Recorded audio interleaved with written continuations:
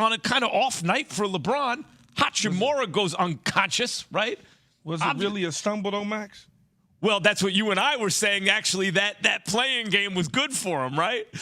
But I looked at it yesterday, and I said to myself, never look at the record at the beginning of the season, middle of the season. Look at the record at the end of the season. Look at over 500 with them guys in the lineup. Look at that. That just tells you that they ready to roll, even though the Minnesota game was tough and everybody was like, they should blow them away because there's no this and they're missing that. Well, they won the game. Then they went out there and took care of business, obviously, yesterday against Memphis. Jay, when you were out, Key and I had a whole conversation on air about how that playing game maybe could have been good for the Lakers because you don't have to sit for a week. You get a little more time together. You get a playoff intensity, take that momentum. And Fitz and Harry, Fitz especially, he went in on us trying to criticize that take. Well, it was basically he's hating on the Lakers, saying, we just look for a reason to be positive about the Lakers. But I really believe that playing game was good for them. What did you think about what just happened? I mean, I said this a month ago. I thought the Lakers could win a chip. I thought they are special. And obviously with Ja Morant and the injury to the hand and not being his right hand, right? So if you saw the way Jared Vanderbilt, who did one hell of a job guarding him, that size and length, funneling him into traffic all the time. So the reason why the right hand injury is so big, that's his touch, that's his feel. If they're already settling for outside jumpers and they're forcing him to finish in traffic, that hand is everything. And look, they came down on it. And it was an offensive foul. It was a charge. It was a charge. Yeah. Anthony Davis actually got a charge. But it was second play in 30 minutes of both games between him and Giannis where a player tried to slide under. You saw Kevin Love do it in the Miami series, try to slide under to take that charge. But look, if Ja Morant is not able to be his full self, now we're talking about 2 years in a row, him being injured in critical playoff games. I don't see Memphis coming out of this series at all. Check this out. The Lakers as a franchise have won 24 straight series after winning game one in a best of 7. It goes back to the 91 finals versus the Bulls. That's the last time they won as a franchise. That's insane. That's bananas. The last time as a franchise you win a game one in a best of 7 and don't win the series is the 1991 finals against Michael Jordan in his first chip. Key, and your boy with the leg sleeve looking right, man. Austin Reeves looking right. The Mayo Mamba? He's getting there. He's looking right. He put on the sleeve so he looks a little bit better. Now we just got to work. I got to work on the jersey, though. Something about it 15. just ain't right. Maybe it's the arms. I don't know. But we got to. Well, maybe just leave it alone. Look at this. I mean, dog, I'm not touching it. He might dunk on somebody if he get a tattoo. I'm not touching it, dog. Between him and Rui Hachimura, I mean, he talk about being butt naked for threes. I know Desmond Bane was talking about it after the game, saying that was part of the scouting report, but he was wide open for threes, wide open. And he knocked a couple down. Guess what Desmond Bane had to say about that, by the way, guys? You want to hear Desmond Bane after the game? Yeah. Listen to this. He doesn't believe it yet. I mean, yeah, that was our game plan going in, make him hit shots. And, he did. Tip your cap. It's probably the best game he's had of his career. It's a 7-game series. Let's see if he can do it again on Wednesday. They don't believe it, Jay. See, they're going to leave him naked again? You know what's so interesting sometimes about Memphis that just rubs you the wrong way is when I hear Golden State say that, I'm like, okay, you guys have won chips before. You've done that. To me, I know this is part of Memphis's grit, but what has Memphis done? When I just hear that tone from me, I get it, and they'll have to prove the fact that he said 7-game series. Let me see if he can do it again. I mean, I wouldn't keep giving Rui wide open shots. Yeah, I probably wouldn't say that after a loss, but Memphis is different. But Key, you know how you say it just looked right? It's not just that he was hitting them. Hachimura just looked right. There was a stretch. Yeah, this is, by the way, so much happens in the NBA. I got to go back. His form is kind of weak, but he hit a couple. But in the third quarter, he couldn't miss. He couldn't miss. He carried the team for him, and Austin Reeves carried the team at critical junctures. You can focus on Austin Reeves at the end. You should. But Hachimura, I want to say it was the third quarter, kept him in the game. I'm gonna tell you this: LeBron James is a grand master as it relates to chess, right? He's a master.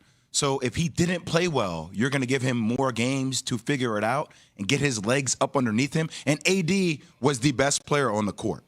I'm glad he was the best player that. on the court. Now, we can talk about the arm. I can't move it. We'll talk about that in a minute. Is that what it's called now? I can't move it. I can't move it, Key. He got an I can't move it. Oh, my God, my toe. What else? When I can't move it happened, my text message popped up, Remember he got hit in the eye that time? It was my eye. Oh, my eye. He got a couple of them. But listen, stayed in the game. Stayed in the game. No. And they won. He had to stay in the game. And meantime, you just said something about LeBron James I want to get into because LeBron had a bad game. And the Lakers won game 1 on the road. And now let's see about Ja. Fitz and Harry, take that. So, meantime, a lot of people who haven't been paying attention may be surprised by Austin Reeves. We're going to tell you someone who wasn't. That's coming up. ESPN Radio. Reeves for 3 straight away. Good! There was a Lakers spread everywhere in the half court. Reeves up top. To all that, but first, Key, look who's back. Jay, we missed you, brother. You've been out for the last week, and we've discussed it. You've been open about it, that you're dealing with the passing of your mom. It's great to have you back. It's good to be back. I just want to say thank you guys both. Key, you made me laugh with the jersey with no undershirt. I still question you on that. I was laughing at the airport while I was crying at the same time. Max, you always have crazy takes. I know you guys have both dealt with loss in your own way. Max with your brother, Key with your mom, and I appreciate the call, Key, too, and your daughter. You know, I got down after Tuesday, after the championship game, I flew down to North Carolina. My mom had been in the hospital, you know, for the last 10 years, 2 kidney transplants, diverticulitis, congenital heart failure. She's been a fighter her whole life. And I got down there, and she just had a mild stroke the eve before the Final Four on Friday while I was in Houston. And her lung had collapsed and stuff. And, you know, just going down there on Tuesday, Wednesday, and I sent a picture to Alan Yates. I don't even know why, Yates. My fault for sending you such a intense. Very intense. Very intense, video. But it's just the space of mind I was in at the time. And had to have the hardest conversation with our doctor about putting my mom into hospice and about quality of life, you know. And I had thought about this moment so many times in my life, but I never thought it would actually happen. Because my mom's always found a way to fight and get out of it. And, you know, we had to tell my mom, and she was all for it. She was courageous. And we got her there Friday morning. My mom and I had our last movie night. We had movie night growing up every Friday night as a kid. You know, Key, we talk about that kind of stuff, like laying on the carpet, watching movies, ordering pizza and stuff. And we watched Harrison Ford, Air Force One. Don't ask me why that movie was on. Just happened to watch it. And I was telling Max before the show, Key, my mom has never winked. She's never been able to, like, wink her eye, ever. It's always been, like, two eyes. Her mouth is open. We made fun of her entire life for it.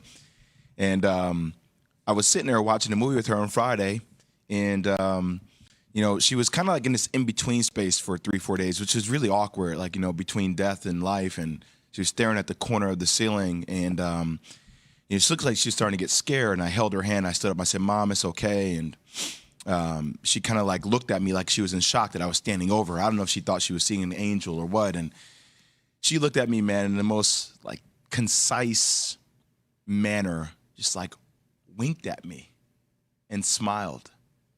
You know, and here I am trying to tell her it's going to be okay. And I don't know, man, a day later, my dad and I, while holding her hand, she gave me the greatest gift. I heard her take her last breath, and she passed. And for me, I've always, you know, with my accident, death has always been something so frantic and scary to me, chaotic, right? I've seen people pass away, car accidents, try to help a woman and her child, and I watched her pass. And you know, I saw a guy die in a motorcycle accident, which is crazy. A year before, I got hurt, which is ironic. But I've never seen it like that before. And I'm just thankful, man, for 21 years. I got a chance to spend extra with my mom, Gravy, since I didn't pass, and 41 years of the most incredible person who's given me the best gift, man. I have this tattoo called Believe on my wrist. Because there are moments where I have self-doubt, things of that sort, and she's just always told me to believe in me. And the last week, man, I know I'm not okay. I'm not okay. Thank God for basketball. Basketball, again, has once saved me. We're going to talk hoops today, and I love it. But I'm just trying to work through it. And I'm here with you guys, and there's no place I'd rather be, frankly, than with my family, and then, funny enough, at work with YouTube nuts. You know what I mean? Talking hoops. So I appreciate all the support from everybody that's text me, sent me DMs from the show. Our crew here, Justin Craig, who's our boss, Dave Roberts. Everybody's been incredible reaching out, and I appreciate it. So thank you. Yeah, Jay, it's great to have you back. And we're all going to go. It's no solace to the person who loses the person that they have, the person they're closest to, or the person they love like you love your mother. We all, the fact that she got to go with, we hope for that end, right? Where family's all around. She has a son like you to be there with her, but it doesn't make it any easier, really. I get it. Yeah. I get it. Key is survived, has gone through tragedy in his own life, as have I, and the world keeps spinning, and you go, yeah, all these people are in it except the person that I want most to be in it, and it's a tough road, but we are glad to have you back. Appreciate it. All right. Speaking of back, how do you do that? How do you do that now? You got snot coming out of my nose, Key. Paulie, you got a tissue for Jay? Thank you, brother. Sleeve, whatever you do. Yeah. What's that, Key? Told him don't use his sleeve. What? You can walk in front of the camera, Paulie. It's all good. Isn't it crazy the stuff that gives you solace in times like this, though? Just any kind of normalcy, hanging out with your friends, talking sports. No question about it. I think a lot of people have been through similar circumstances. I don't know how to transition. Let's talk some ball, man. Battle Back University. That's what we do on the show. I'll say this, Jay. You are not only played at the highest level, but a veteran observer of this stuff. The one thing about the NBA most seasons is that early in the playoffs, come on, man, you already know what's going to happen. Wake me up when it gets thick, right? But this year, heading into the playoffs, we said, this year feels different. The 8, the 7, the 6, they all have chances. And sure enough, Lakers, Grizzlies, right? Lakers stumble into the playoffs and pop the Grizzlies.